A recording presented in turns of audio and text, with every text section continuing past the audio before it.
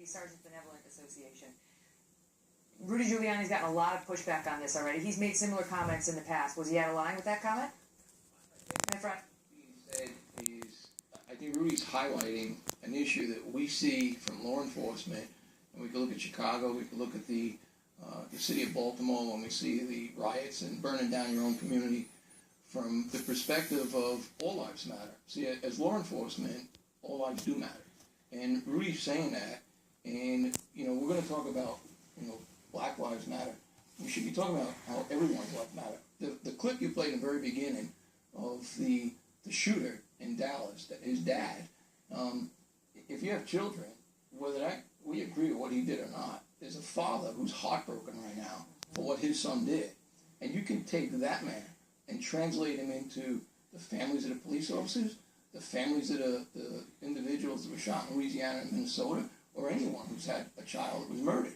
We've had dozens and dozens of children in the city of Chicago under the ages of 12 years old that were murdered, and we're not talking about Well, that's what Mayor Giuliani was saying. Black Lives Matter.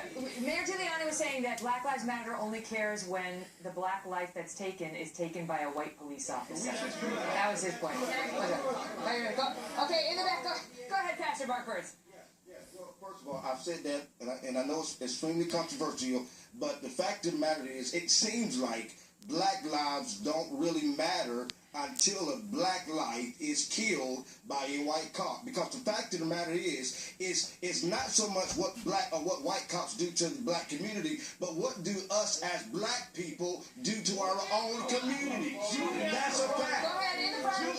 Giuliani brought in Sorry, in the front. Wesley West. With all due respect to the pastor, I'm a pastor myself, but I will say you have to be involved in the Black Lives Matter movement to understand. It is not a moment, but it's a movement. Here it is. Check this out. We are talking about the black community is rebuilding itself here, loving itself, not just against white people, but they're dealing with issues within themselves. So let's not just talk about we're just Black Lives Matter as if we're just Let me ask you.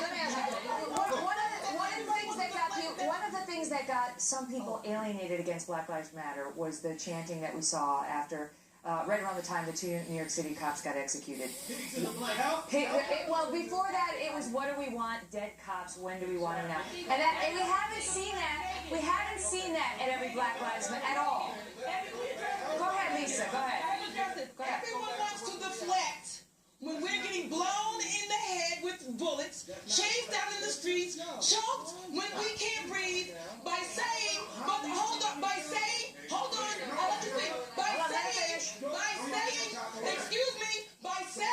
that black are killing black. Hold on, let me finish. Let her finish. Let Lisa finish. Everybody always says when we get shot in the head and when we're killed in the streets, but blacks are killing each other. Number one, oh, you want to kill us too? Number two, let's be real clear.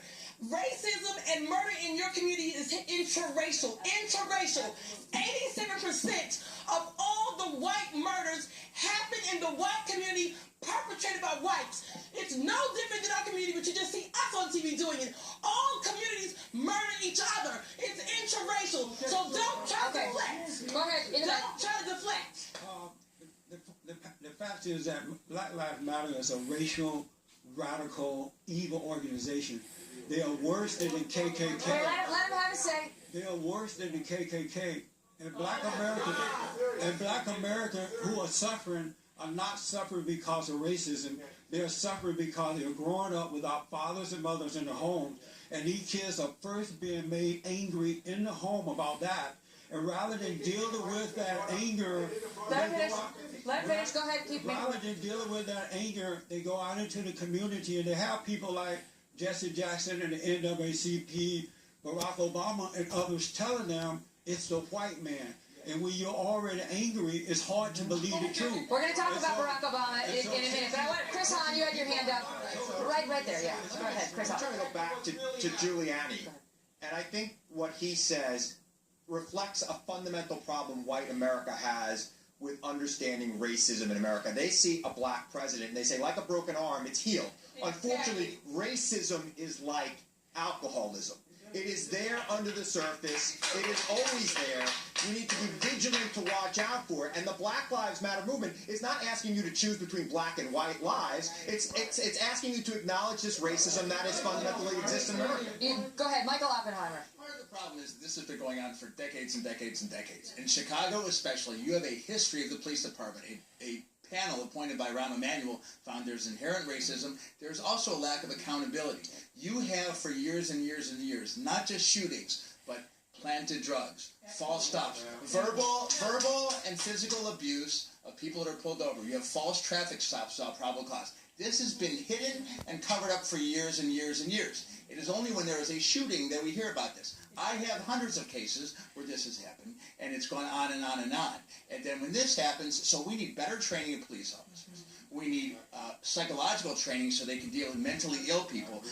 Recently, a person was shot swinging a bat far away from a police officer. Okay. And then we'll talk about whether anything needs to happen, with the constituents, with the crime rate, with the fatherless families, whether that plays any role, as we just heard, alleged. Wait, and we'll do that right after this commercial break. We've got to pay the bills. We're also hearing some sharp new questions tonight about President Obama and how he's handled this issue. Brit Hume had some strong words for President Obama tonight. That's next. He has made his sympathy for the Black Lives Matter movement obvious, and never mind that the whole premise of that movement seems to be fallacious.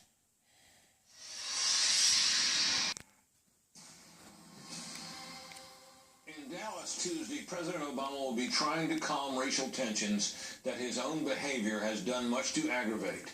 From his denunciation of the Cambridge, Massachusetts police as acting, quote, stupidly in the arrest of black Harvard law professor Henry Louis Gates, they didn't, to his assertion that the motives of the Dallas cop killer are unclear, they aren't.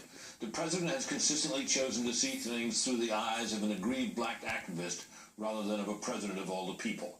He has not failed to speak out whenever a black is killed by a white police officer, but has said next to nothing about the continuing slaughter of blacks by other blacks in the streets of Chicago, Baltimore, and other cities. He has made his sympathy for the Black Lives Matter movement obvious, and never mind that the whole premise of that movement seems to be fallacious. That was Fox News senior political analyst Brit Hume, leveling some strong criticism against President Obama for his handling of this issue. Back now with our panel, as we're also keeping an eye on some tense protests in Atlanta tonight, where you can just see that the tensions have not calmed down. They have not calmed down in the wake of what we saw in those three cities last week. 2 black men killed by police, and then Dallas, Texas, 5 police officers murdered.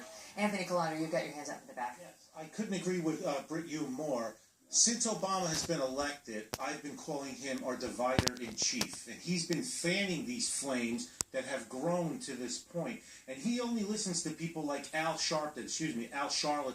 He only listens to these people in this side, and he's done more to hurt this cause and create this situation we're in, rather than embracing law enforcement and all of us together as Americans. He's created this racial divide that I don't see, but the media and the press at large see. Eric, has the president stirred racial tensions, as alleged? The president has not stirred racial tensions. A lot of people are very unhappy that there's an African-American president at their helm. There are many white Americans who don't even want a black boss. But now you tell them, hey, you have a president of the United States who's African-American. That's one issue. But the second issue, back to policing, back to Black Lives Matter as well as policing, there are 2 major issues, Megan. And I echo the lawyer from Chicago. Number 1, there are hiring problems. The police officers need to be psychologically screened before hiring. Some of these people who go on and get a badge, they should not have any type of job involving a gun or any type of security. Real quick, Secondly, let me finish, Kevin. And the second issue are quotas. The second issue are quotas involving African Americans and poor people who are stopped and harassed by police. Because police are put on a quota system that they have to write a number of tickets and also make arrests. And you're saying that versus African American? Go ahead. The issue is socioeconomic as well.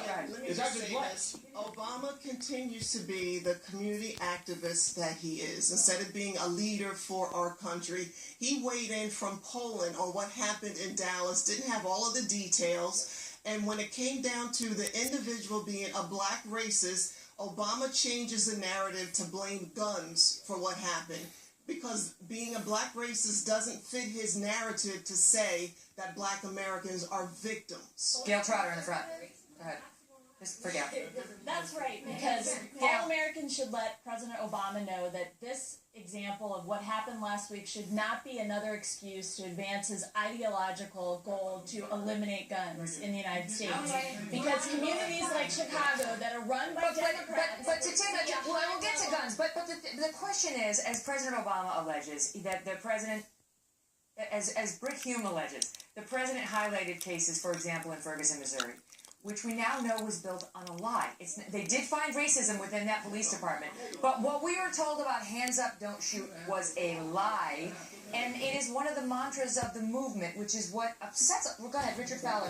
Which is one of the reasons, along with what do we want dead cops, when do we want them now, why people think, I don't know about this movement. I think there's a misperception about the Black Lives Matter movement, because it goes beyond just the killing of black people by police officers. It goes to what happened in Flint, Michigan, where the white governor put in his emergency manager and poisoned the poor black people in that city. That's exactly what happened. Detroit public school systems is another example where that happened. Richard, you and I both know that the main way in which people know BLM is the protests over police officers' behavior. I think there's a lot. Listen, everybody keeps throwing around the word racism. Let's be very clear on what racism is. Racism is when a predominant group who has power uses that power to degrade or discriminate against another group. Go ahead, Joe Hicks in the front. Same thing.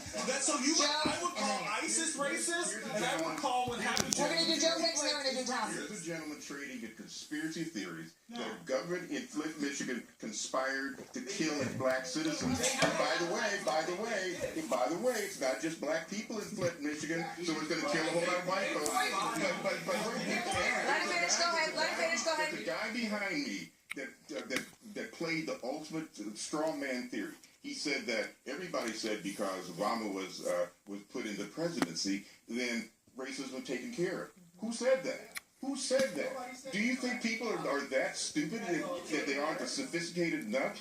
And as soon as the issue of black people killing black people, this woman went completely ballistic.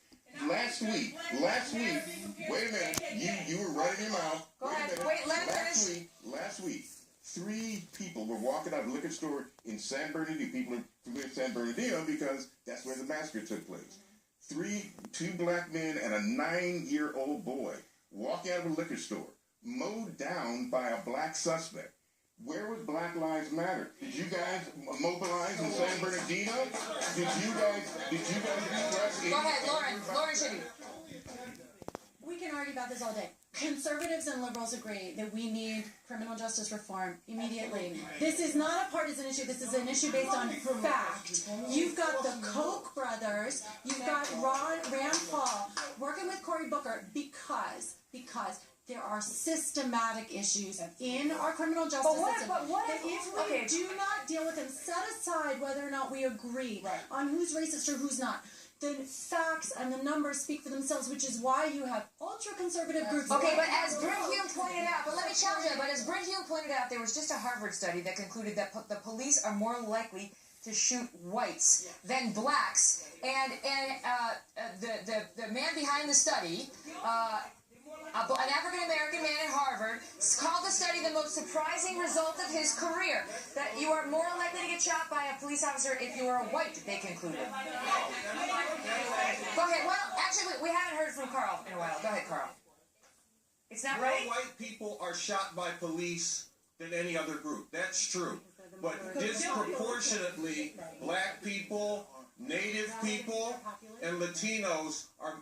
the percentages of them shot by police. This was factored in. That fact existed before the study. I'm not solving anything by saying they shoot white people too. I'm saying the role of the police is not to protect the people, but to protect the system that rules over them. Let's talk about we got to wrap. We're going to come right back. Don't worry. Plenty more to go through. It's only 9:36. The night is young. While we keep an eye on these protests in Atlanta, we're hearing a couple of folks suggest that the shooter over in Dallas was a, quote, martyr. We'll put that to the panel when we come back.